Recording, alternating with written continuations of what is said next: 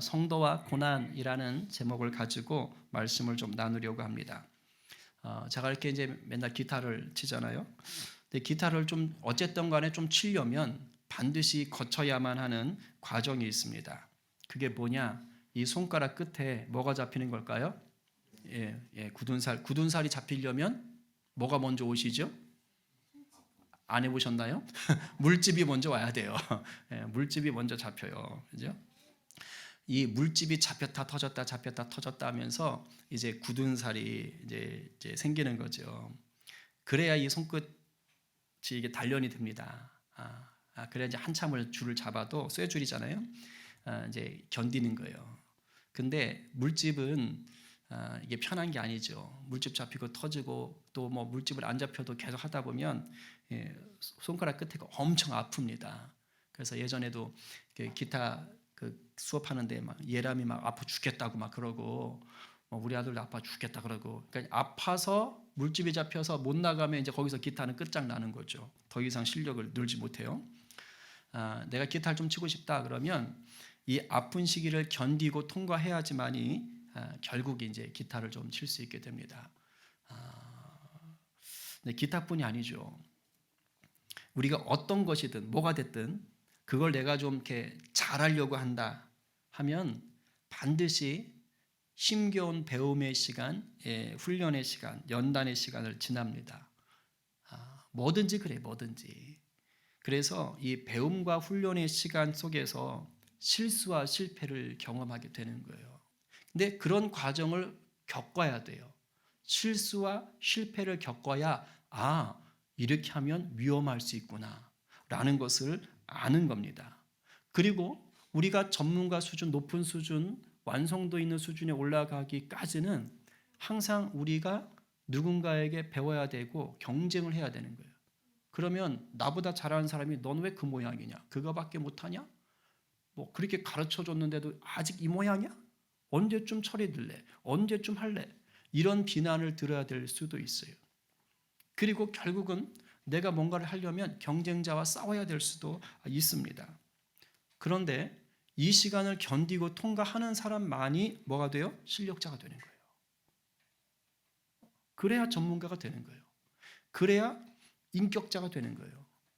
근데 이 원리가요, 신앙생활에도 그대로 적용이 됩니다. 우리가 예수님을 믿어서 성숙하고 성령 충만한 신앙으로 살아가야 되잖아요. 그게 우리가 원하는 거잖아요. 그러려면 반드시 뭐예요? 연단의 시간이 있어요. 뭐예요? 고난, 박해. 이거는 내가 피하고 싶다고 피할 수 있는 게 아닙니다. 거부한다고 안 오는 게 아니에요. 그래도 와. 그러니까 우리가 이거를 통과해야지만이 성숙할 수 있는 거예요. 뭐 내가 싫어한다고 되는 게 아니거든요. 천국 가기 전까지는 평생 이 땅에서 이 싸움을 할 수밖에 없어요. 그러니까 오죽하면 예수님이 제자들에게 니네가 나를 따라오려면, 제자가 되면 하늘의 복을 많이 받을 거다. 그런데 고난도 엄청 받게 된다 라고 얘기를 하신 거예요. 근데 그런 일이 생길 수밖에 없는 게, 마귀는요 이 땅에 복음이 확장되는 것을 좋아합니까? 싫어합니까?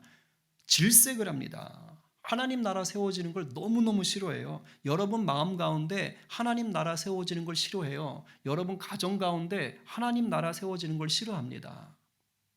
그래서 길을 쓰고 방해합니다. 별것도 아닌 걸로 마귀는요, 이게 좀 실력이 좋아요. 얘가 별것도 아닌 걸로 내 마음을 흔들어 놓고 별것도 아닌 걸로 집안 분위기 싹 갈아엎어요. 대부분 말 한마디예요. 내 안에 있는 어떤 약점 하나 가지고 다 뒤집어놔요. 그러니까 어쨌든 복음대로 사는 걸 참 싫어합니다. 그래서 우리가 예수 복음대로 난 살 거야 라고 노력하면 노력할수록 마귀도 더 발악을 합니다. 이건 해본 사람은 알아요. 진짜 해본 사람은 알아요. 내가 성령 충만함을 따라 살리라 하는 순간 정말 어디서 그렇게 기가 막히게 알고 덤비는지 생각지도 못한 걸로 내게 덤벼오는 영적 싸움이 얼마나 많은지 몰라요. 근데 제가 또 이렇게 말하면 이런 생각하는 분이 있어요. 그러면 우리가 평생 마귀하고 싸워야 된다고 했으니까 그럼 마귀하고 안 싸우려면 내가 복음에 덜 붙들리면 되겠구나. 그런 단순한 생각을 할 수 있어요. 왜? 내가 복음대로 살려고 하면, 믿음대로 살려고 하면 마귀가 더 나한테 덤비니까. 그러니까 내가 믿음대로 안 살고 대충 살면 마귀도 나한테 안 덤비겠구나. 맞아요, 틀려요? 틀려요? 믿음대로 안 살면은, 아니 복음대로 안 살고 믿음대로 안 살면 마귀가 와서 막 싸워요? 하겸이도 알아요. 하겸이도 안다고. 여러분이 복음대로 안 살려고 그러고 믿음대로 안 살려고 그러잖아요. 그럼 마귀도 신경 안 써요. 그래서 마귀랑 안 싸우셔도 돼요. 단 인생은 좀 더 비참해집니다. 왜? 그냥 종노릇하는 거예요. 그냥 종노릇하는 거예요. 마귀랑 싸우는 사람이 돼야 복된 인생인 것입니다. 그걸 아셔야 됩니다. 나는 마귀의 시험이 없어. 그럼 뭔가 이상한 거예요. 이건 뭔가 이상한 거예요. 그리고 정말로 잘 들으세요. 내가 정말로 예수를 믿는다면 우리는 절대로, 예수 믿는 사람은 절대로 마귀의 종이 돼서 마귀와 평화 협정을 맺을 수가 없습니다. 이게 안 됩니다. 왜일까요? 내가 예수님을 믿을 때 예수님이 나의 주인 되셨고 그 예수님이 십자가에서 이미 마귀를 이기셨어요. 그랬는데 어떻게 내가 마귀하고 평화 협정을 맺고 종이 됩니까? 이게 말이 안 되는 거예요. 그리고 내가 예수를 믿으면 내 안에 주인이 성령님이 나를 통치하시고 다스리려고 하시잖아요. 그러니까 마귀하고 싸울 때 내가 타협하고 싶고 마귀한테 질질 끌려다닐 것 같고 마귀의 유혹 앞에 자꾸 흔들리잖아요. 그럴 때 어떻게 되느냐? 야, 마귀의 유혹이 즐겁다, 행복하다, 이런 생각이 안 들고요. 내가 예수 믿는 자라면 내 안에 뭐가 있냐면 불편함이 찾아와요. 이건 아닌데. 성령께서 계속 내 속에 있는 양심을 깨우치는 거예요. 고난 앞에서도 계속 무너지거나 아까 제 마음속에 불평이 올라오려고 그러잖아요. 그럼 내 안에 계신 성령께서, 예수 믿는 자는 성령께서 그걸 터치하시는 거예요. 너 다시 한번 기도해 볼래? 네가 지금 그렇게 화를 내는 것이 맞니? 내가 왜 이걸 너한테 시켰겠니? 이렇게 자꾸 던지시는 거예요, 성령이. 그래서 마침내 성령이 원하시는 그 자리까지 나가도록 이끈단 말이죠. 그러니까 예수 믿는 자는 마귀하고 평화협정이 맺을 수가 없어요. 종이 될 수가 없다고. 그러니까 마귀랑 안 싸울래 해서 될 문제가 아닌 겁니다. 그런데도 불구하고 어떤 성도는 고난이 올 때 이것을 통과하는 성도가 있는가 하면 어떤 성도는 고난과 박해가 올 때 그냥 휘둘려가지고 쩔쩔매는 성도가 있습니다. 왜 그러느냐? 마귀의 종된 건 아니에요. 그러나 내가 뭘 선택하느냐에 따라서 결과가 달라집니다. 성령이 내 안에 사인을 주시거든요. 고난과 박해, 유혹들이 닥쳐오면 성령이 내 안에 사인을 주셔. 예를 들면 염려 마라, 내가 함께 할게. 이따가 말씀드리겠지만 내가 도와줄게. 뭐 이런 사인들을 주신단 말이에요. 그러니까 그거를 크게 들으면, 그러면 지금 내 삶의 환경은 어렵지만 버틸 테야, 이길 테야. 하나님, 이게 눈에 보이는 게 전부가 아니군요. 이렇게 나올 수 있는 거예요. 그럼 이기고 가는 거예요. 유혹이 오고 고난이 찾아오는데 유혹에 넘어가면 고난이 되는 거예요. 마약 좋다고 마약 유혹 닥치는데 그거 해보세요. 인생 망가지잖아요. 그게 고난이잖아요. 그러면 그런 거 올 때 성령께서 야, 이건 위험해, 이건 하지 말아야 돼, 더 이상 거기서 끝나, 멈춰 라고 할 때 그걸 들으면, 그러면 이기는 자가 되는 거예요. 근데 우리가 내 안에 성령께서 말씀하시는데 사인이 있단 말이죠. 근데 그것을 등한시 여기고 그것에 순종하지 못하고 그것이 계속 반복되잖아요. 그러면 휘둘리는 거예요. 하나님의 자녀인데도 불구하고 휘둘리게 되는 것입니다. 오늘 본문을 한번 보십시오. 지금 사도 바울이 뭐라 그래요? 나는 지금 성령에 매였다 그러잖아요. 여러분, 성령에 매였다라는 게 뭡니까?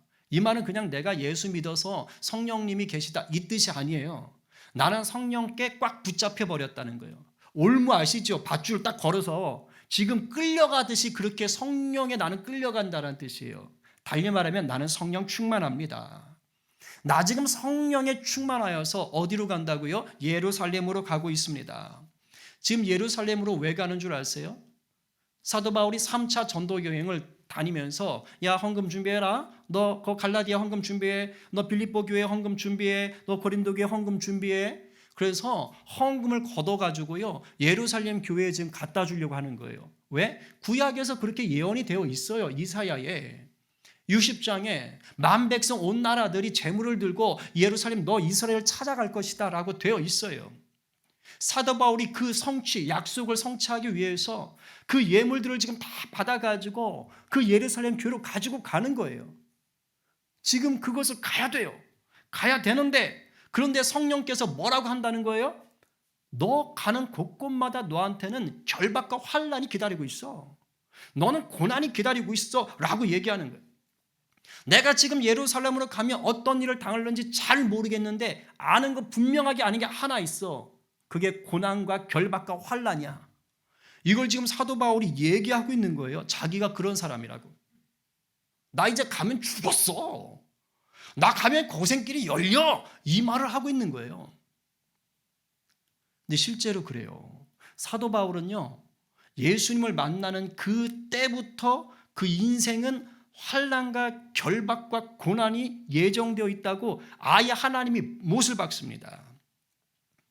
그래서 전도 여행을 하는 동안 선교를 다니는 동안 내내 유대인과 이방인들의 핍박을 받습니다. 이게 이미 예수님 만날 때부터 그렇게 예수님 말을 했다니까요. 사울이죠. 이름이 바뀌기 전이 사울입니다. 히브리 이름이 사울, 그리스 이름이 바울. 알겠죠? 그래서 이제 사울이 예수 믿는 사람들 잡으러 막 가고 있어요. 어디로 가요? 다메섹이라는 동네로 가는 겁니다. 그러니까 동네로 막 가다가 길에서 강력한 빛을 보잖아요. 예수님을 만나는 거예요. 그래서 예수님 너 왜 나 핍박하냐? 오 주여 하면서 눈을 멀잖아요. 그래가지고 예수님을 만나고 대신 눈을 멀고 그래서 다메섹 도시에 들어가가지고 이제 눈먼 채로 기도하고 있는 거예요. 제가 잘못했습니다. 열심히 회개기도 했겠죠. 그때 그 다메섹이라는 동네에 이미 예수를 믿고 있는 제자가 있어요. 아나니아 삽비라 할 때 그 아나니아 아닙니다. 다른 아나니아예요. 알겠죠? 그래서 이 아나니아라는 제자가 있어요. 예수님이 나타나셔서 아나니아야 너 거기 직관한 동네 가봐. 거기 사울이 와 있어. 걔가 지금 눈이 멀었거든. 근데 걔를 위해서 안수 좀 해줘. 그래서 눈 뜨게 해줘. 좀 가서 기도해줘. 그 성령 임하게 좀 해줘. 그러니까 아나니아가 오 마이 갓 no 막 이러는 거예요. 그래서 주님 걔 사울은 예수 믿는 애들 잡아서 족치던 애잖아요. 아주 위험한 인물인데 지금도 우리 잡으러 오던 그 인물 아닙니까? 근데 제가 어떻게 가서 기도를 합니까? 저 잡혀요. 그때 예수님이 이 말씀을 하시는 거예요. 사도행전 9장 15절 16절 같이 읽어봅시다. 자 시작.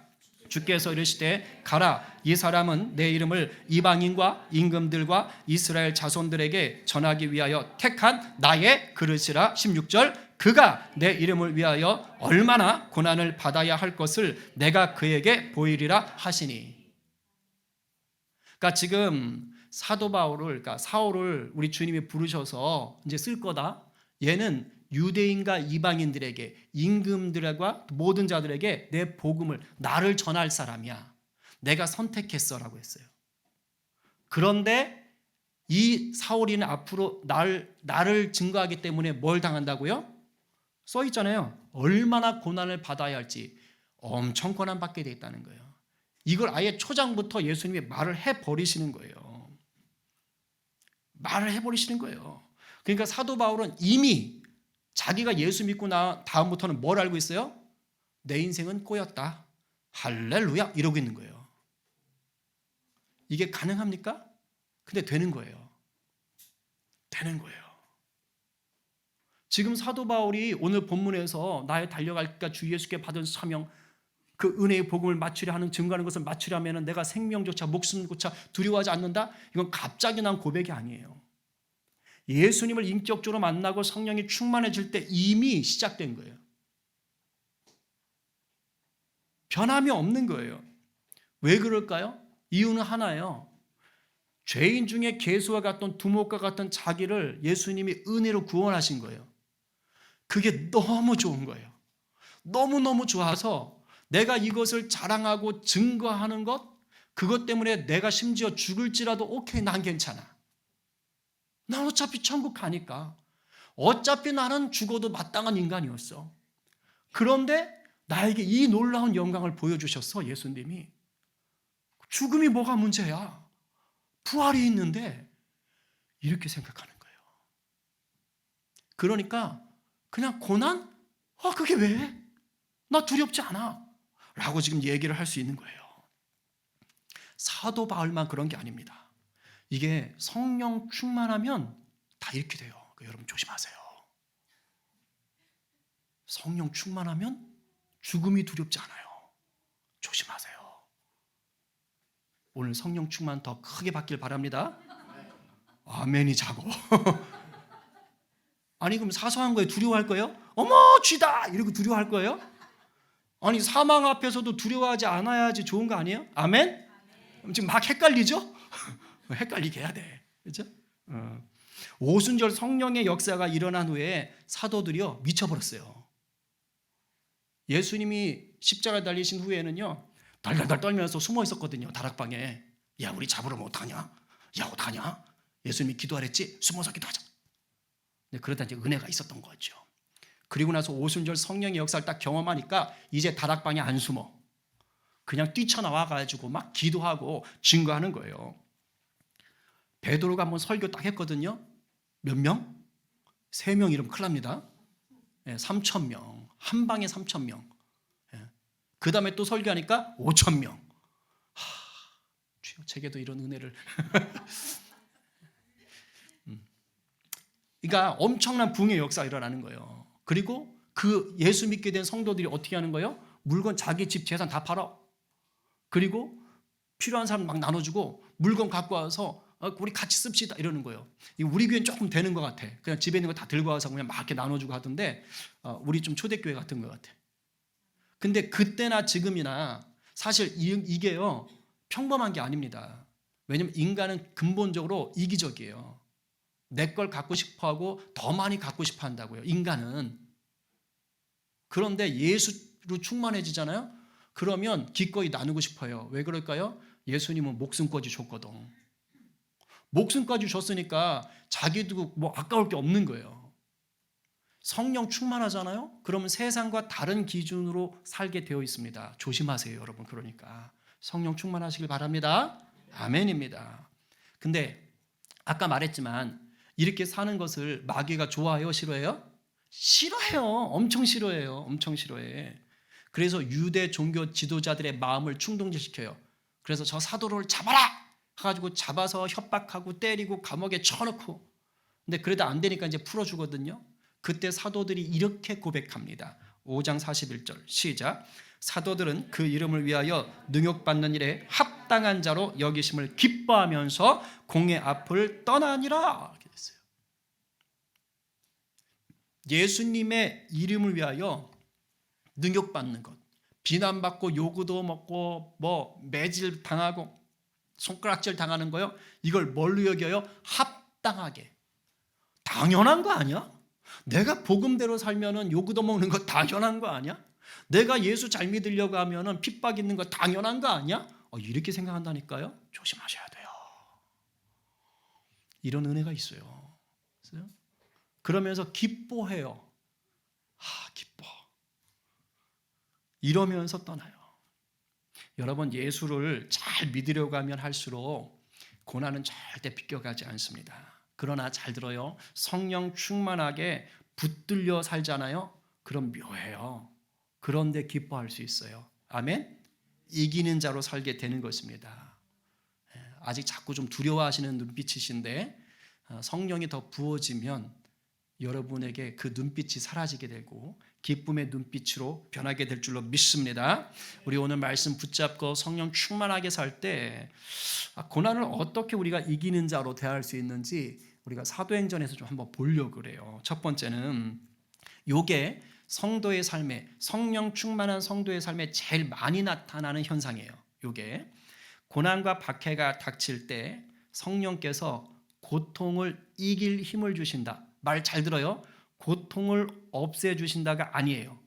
고통을 이길 힘을 주신다예요.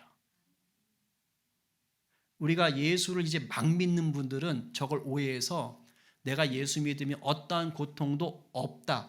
No, 땡. 고난이 주는 고통은 있어요. 근데 이길 힘을 주시는 거예요. 사도행전을 보면 제자들이 복음을 전하는 곳곳마다 고난과 박해가 따라다녀요. 그러면 이 고난과 박해를 받으면 힘들까요? 힘들지 않을까요? 힘들어요. 어떨 때는 죽을 것처럼 고통스럽습니다. 그런데요, 버텨요. 죽지 않아요. 잠시 좌절할 수는 있어요. 슬퍼할 수 있어요. 근데 다시 일어나요. 그리고 주님을 찬양합니다. 사도 바울이 1차 전도 여행을 이제 다녀요. 오늘날의 터키 지역, 튀르키예 지역을 다니는데 루스드라라는 곳에 갔다가 돌에 맞아 죽을 뻔했어요. 근데 진짜로 죽을 뻔했나 봐요. 사람들이 돌 던져서 야, 죽었어? 안 움직이는데? 숨 쉬어? 맛이 갔네? 갖다 버려. 그래 버려요. 갖다가 루스드라에서 돌 던져서. 그러니까 거의 죽도록 맞은 거죠. 돌 맞았는데 여기 안 깨졌어요? 깨졌겠죠. 피 흘렸겠죠. 멍들었겠죠. 그 상태로 버려졌다고요. 아파요. 고통스러워요. 근데 안 죽었어요. 죽진 않았어요. 그래 다시 일어나요. 아프겠지요. 통증 있겠지요. 그래요. 그런데 그 몸으로 자기가 전도했던 데를 다시 되돌아가요. 왜? 전도했던 그 백성들도 그 사람들도 어려움을 당할 테니까 환난이 찾아올 텐데 이겨내셔야 합니다. 라고 다시 얘기해 주면서 자기도 아파 죽겠는데 다시 왔던 길을 다니면서 그들을 격려합니다. 사도행전 14장 19절부터 나오는데 길어요. 22절만 한번 읽어볼게요. 우리 한솔 형제님 22절 같이 읽어요. 시작. 제자들의 마음을 굳게 하여 이 믿음에 머물러 있으라 권하고 또 우리가 하나님 나라에 들어가려면 많은 환난을 겪어야 할 것이라 하고. 그러니까 자기가 지금 돌 맞아서 아파 죽겠는데 그걸 가지고 지금 가는 거예요. 왜? 성령께서 이길 힘을 주신 거예요. 그러니까 아프다 아파 하면서도 전도했던 대로 다니면서 뭐 하는 거예요? 제자들, 자기가 복음 전했던 그 제자들에게 힘을 내야 돼. 예수 믿는 게 쉽지는 않아. 내 하늘에 기쁨이 있어. 이걸 붙잡으셔야 됩니다. 우리가 하나님 나라에 들어가는 것은 환난을 겪어야 되는 거예요. 이 얘기를 하면서 다니는 거예요. 이 얘기를 하면서. 왜? 이기게 하셨으니까. 사도행전 27장 가면 이제 마지막에 예루살렘에 아까 갔다가 로마로 이제 갑니다. 로마를 붙잡혀 가는데 배 타고 가요. 그랬다가 풍랑을 만나요. 유라굴라 풍랑을 만나는데 이때 성경에 보면 살 소망이 끊어졌다라고 그래요. 살 소망이 끊어졌다. 구원의 여망마저 없어졌다. 그러니까 우린 죽었구나. 풍랑을 만나서 이제 죽었구나라고 얘기합니다. 배가 그냥 풍랑이 있는 대로 막 떠멀려 가는 거예요. 배에 있는 짐 다 버립니다. 마지막 먹을 것 딱 먹고 먹을 것까지 다 버립니다. 나중엔 그 모래톱에 배가 껴가지고 꼼짝도 못해요. 파도는 계속 뒤에서 쳐오니까 배 뒤는 또 깨져가지고 물이 새기 시작하는 거예요. 여기에 하나님이 어떠한 기적도 일으키지 않아요. 그냥 힘들어요. 엄청난 두려움, 배멀미, 구토, 배고픔. 거기다가 로마 병사들은 야 저것들 다 죽여야 되는 거 아니야? 뭐 이러고 있고. 그런데 그런 가중에 하나님께서 나타나셔서 기적을 베푸신 게 아니라 힘을 주세요. 말씀을 해주시는 거예요. 말씀을. 23절. 자, 27장 23절부터 읽을게요. 자, 두 번째 챕터 보여요? 23절부터 시작. 내가 속한 바 곧 내가 섬기는 하나님의 사자가 어젯밤에 내 곁에 서서 말하되 바울아 두려워하지 말라. 네가 가이사 앞에 서야 하겠고 또 하나님께서 너와 함께 항해하는 자를 다 네게 주셨다 하였으니 그러므로 여러분이여 안심하라. 나는 내게 말씀하신 그대로 되리라고 하나님을 믿노라. 아멘. 성령 충만하면 저렇게 돼요. 하나님 말씀하신 대로 그대로 믿는 이런 역사가 일어나요.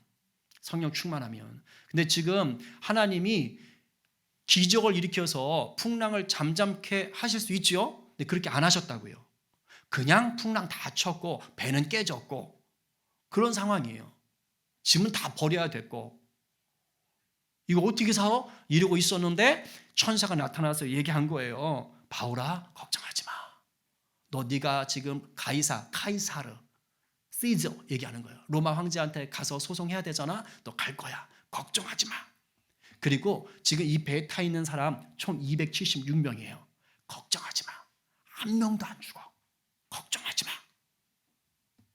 그러면 하나님께서 그 사람들을 그냥 다 공중에 띄워가지고 그래가지고 육지로 보냈느냐? 아니에요. 한 명도 안 죽긴 안 죽어요. 근데 어떻게 했느냐? 각자 살았어요. 자, 바다로 뛰어내려! 그래서 276명이 다 바다로 뛰어내려요. 그리고 알아서 헤엄쳐 가! 그래서 헤엄쳐 가요. 그리고 다 살아요. 그러니까 그냥 지극히 현실적인 상황이에요. 그냥 세상 사람들의 눈에 보면 하나님이 개입을 하나도 안 한 것처럼 보인다고요. 근데 하나님이 하시는 거예요. 그리고 거기서 결정적으로 사도 바울에게 권위를 주셔서 격려하는 거예요. 그 사람들 걱정하지 마십시오. 하나님이 내게 살 수 있다고 말씀하셨습니다. 우리 마지막 식사합시다. 그리고 힘냅시다. 그리고 다 뛰어내고 각자 삽시다. 기적은 일어나지 않았지만 하나님의 도우심이 있었던 것입니다. 이게 우리 성도 가운데 가장 많이 드러나는 고난 중에 임하는 하나님의 도우심입니다. 아멘이에요? 네. 그래서 우리는 어떤 초월적인 기적은 못 봐요. 이런 상황에서는. 그냥 일상 속에서요. 그러나 저는 그것도 하나님의 기적이라고 믿습니다. 일상처럼 보이는 기적. 이게 대단한 거 아닙니까? 네. 하나님의 트릭이에요. 그런데 무엇보다 우리 속에 뭐예요? 격려하심이 있어요. 그래서 환난과 고통을 다 당하고 힘들어 죽겠는데 이기게 하셔. 그런 은혜가 여러분의 삶에 가득하길 축복합니다. 크게 아멘 하셔야 돼요. 왜냐하면 그러면 내 삶에 고난이 계속 온다는 뜻이요? 와요. 그러니까 이건 못 비껴간다고. 그런데 그것을 이기는 힘이 하늘로부터 부어지는 것입니다. 그런 여러분 되시고 공동체 되기를 간절히 축복합니다. 자, 두 번째는 이런 것은 흔치 않아요. 근데 반드시 있어요. 저는 여러분들이 경험했으면 좋겠어요. 뭐냐? 고난과 박해가 올 때 내가 성령에 순종하는 거예요. 절대 순종. 절대 순종. 영안이 열리는 거예요. 그럴 때 성령의 역사, 쉽게 말하면 기적. 우리가 생각할 때 기적. 초월적인 역사를 경험하는 것입니다. 사도 야고보가 순교를 당합니다. 그런데 사람들이 좋아하네. 그래가지고 이제 베드로도 감옥에다 집어넣습니다. 근데 유월절 기간, 무교절 기간이에요. 그러니까 그때 사람 죽이면 안 되거든. 그러니까 요 행사, 요 절기가 끝나면 그 다음에 베드로를 죽여야겠다라고 생각하고 있어요. 이제 절기가 끝나기 전날 밤, 이제 내일이면 베드로도 순교를 당할 차례입니다. 그런데 어떻게 되느냐? 그 어간에 예루살렘 교회가 열심히 기도하는 거예요. 주여 우리 베드로 사도님을 구해 주십시오. 막 열심히 기도하는 거예요. 그래서 베드로는 안심하고 퍼져 잤던 것 같아요. 걱정을 안 하고 감옥에서 퍼져 잤어요. 그런데 성령께서 천사를 보내셔가지고 제가 볼 때 이때는 베드로가 진짜 믿음이 좋았던 것인 것 같기도 하고 여하튼 그 교회 성도들이 엄청 기도를 열심히 했어요. 그래서 천사를 보내가지고 베드로 묶인 쇠사슬도 풀어주시고 그리고 감옥 문이 잠겨있을 거 아니에요. 천사가 데리고 나오면서 다 열어주시는 거예요. 그래서 바깥으로 나오는 것입니다. 우리 12장 7절부터 한번 읽어봅니다. 자, 호련히. 자, 시작. 호련히 주의 사자가 나타나매 옥중에 광채가 빛나며 또 베드로의 옆구리를 쳐 깨워 이르되 급히 일어나라 하니 쇠사슬이 그 손에서 벗어지더라. 천사가 이르되 띠를 띠고 신을 신으라 하거늘 베드로가 그대로 하니 천사가 또 이르되 겉옷을 입고 따라오라 한대 이에 첫째와 둘째 파수를 지나 시내로 통한 쇠문에 이르니 문이 저절로 열리는지라 나와서 한 거리를 지나매 천사가 곧 떠나더라. 이거는 일상적인 사건이 아니죠. 그야말로 기적과 같은 일이 벌어지는 것입니다. 근데 사도 바울과 실라도 이런 일을 경험하지요. 2차 전도 여행 때 빌립보에 가서 전도하다가 귀신 들린 여종이 하도 괴롭혀가지고 귀신아 떠나가라 했더니 귀신이 떠나갔어요. 그래서 여종은 자유해졌는데 그 여종을 부려가지고 돈을 벌던 주인들이 열받은 거예요. 돈을 못 버니까. 그래서 사도 바울을 고소하지요. 그래서 사도 바울과 실라가 붙잡혀가지고 엄청 매를 맞고 착고에 채워가지고, 쉽게 말하면 수갑 같은 걸 채웠어요. 발에도 채워지고. 그래서 감옥에 붙잡혀 들어갔어요. 몸이 성했겠어요? 엄청 아프죠. 힘들죠. 그런데 밤에 둘이서 그 감옥에 있는 사람들 다 듣도록 뭐 한 거예요? 찬송을 해버리는 거예요. 조심하세요. 성령 충만하면 이렇게 돼요. 그 밤에 찬송하는 거예요. 뭐 주기철 목사님도 막 그랬다 그러잖아요. 그죠? 그 막 찬송하는 거예요. 그랬더니 어떤 역사가 일어납니까? 지진이 일어나는 거예요. 옥토가 움직이니까 문이 다 열리고 착고가 풀어지고. 그런데 여긴 더 대단해. 사도 바울하고 실라 것만 그러면 되는데 거기 옥에 있던 모든 범죄자들의 것이 다 풀어져. 그런 역사가 일어나는 거예요. 근데 이때는 또 안 도망갔네. 하나님이 간수 구원하시려고 하나님 또 역사를 하셨어요. 이런 기적들도 일어날 수 있는 거예요. 하늘에 속한 사람이라는 책을 쓴 중국의 가정교회 지도자 혹시 윈 형제라고 아십니까? 옛날에 이제 굉장히 유명했던 책인데 이 형제가 정말 이와 비슷한 사건을 경험해요. 감옥에 수감됐는데 정말 천사가 도와주고 기적적인 역사로 자기가 이렇게 풀려나는 그런 것들도 경험해 봅니다. 그래서 이를 악물고 버티면서 하나님이 주시는 위로를 경험하는 이 성령의 은혜도 있지만 저는 여러분 삶 가운데 초월적인 성령의 역사도 경험하게 되기를 간절히 축복합니다. 예, 이게 큰 간증이 돼요. 근데 제가 보니까 비교적 우리나라는 좀 적게 일어나요. 믿음이 약해진 것도 있는 것 같고 또 하나는 하나님이 우리의 상식선에서 충분히 일하시는 것들을 동원하세요. 의료 혜택이라든가 이런 것들 있잖아요. 근데 제3세계 아프리카라든가 먹고 사는 게 너무 어려운 나라들은 답이 없으니까 그러니까 정말 하나님이 기적을 베풀어 보이시는 일들이 되게 많습니다. 그래서 여러분 삶에 정말 어려움이 있을 때 중보기도의 역사가 있고 여러분이 정말 성령님을 강권적으로 의지하면 성령의 놀라운 기적 같은 은혜가 임하게 될 줄로 믿습니다. 자, 마지막 세 번째는 우리 가운데 이런 부름을 받는 분은 거의 없을 수 있어요. 그냥 안 받으셔도 될 것 같긴 합니다. 오늘 또 예배드리고 갑자기 나는 순교하겠습니다. 막 도연이 그러는 거 아니길 바란다. 우리 도연이가 너무 믿음이 좋아가지고 여러분 고난이나 박해로 인한 순교는 또는 순교에 준하는 아주 극심한 그러한 고난은 강력한 복음의 증거로 더 역사하게 됩니다. 누가 대표적이죠? 스데반 집사님이 성령 충만한 사람이에요. 아예 성경에 있어요. 성령이 충만한지라 라고 나옵니다. 근데 그가 유대에 사는 예루살렘에 사는 사람들의 회당이 아니고 외국에 사는 유대인들 디아스포라 그 사람들이 다니는 회당에서 복음을 열심히 전한 거예요. 그러다가 이제 붙잡힙니다. 그래서 공회에서 거기서 또 복음을 열심히 전한 거예요. 사도행전에서 설교가 여러 편 나오거든요. 그 중에 설교가 제일 긴 설교를 누가 했느냐? 사도도 아니고 집사인 스데반 집사님이 하셨어요. 그래가지고 돌에 맞아 죽지요. 그 자리에 누가 있었어요? 그러니까 예수 믿기 전에 사울, 그죠? 있었어요. 그런데 이 스데반의 순교 이후로 딱 상황은 어떻게 됐느냐? 아주 안 좋아졌어요. 스데반이 죽고 나서 예루살렘에 엄청난 핍박이 가해집니다. 엄청난 핍박이. 8장 1절에 이렇게 되어 있어요. 읽어봐요. 시작. 사울은 그가 죽임당함을 마땅히 여기더라. 그날에 예루살렘에 있는 교회에 큰 박해가 있어 사도 외에는 다 유대와 사마리아 모든 땅으로 흩어지니라. 여러분 지금 저게 사도행전 몇 장 몇 절이에요?